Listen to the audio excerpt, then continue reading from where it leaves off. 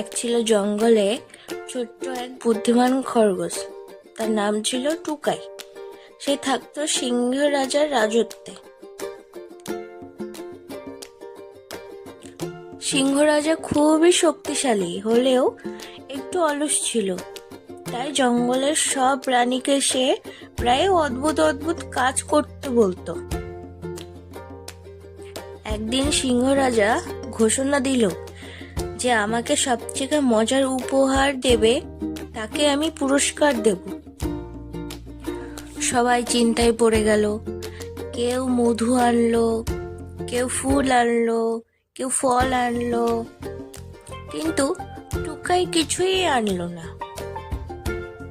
পরের দিন টুকাই সিংহের সামনে গিয়ে বলল, মহারাজ, আমি আপনার হাসির উপহার হই নাকি?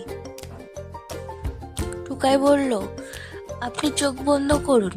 সিংহ চোখ বন্ধ করলেই টুকাই তার কানের কাছে গিয়ে ফিসফিস করে বলল, মহারাজ, আপনার লেজের কাছে একটা প্রজাপতি বসে আছে।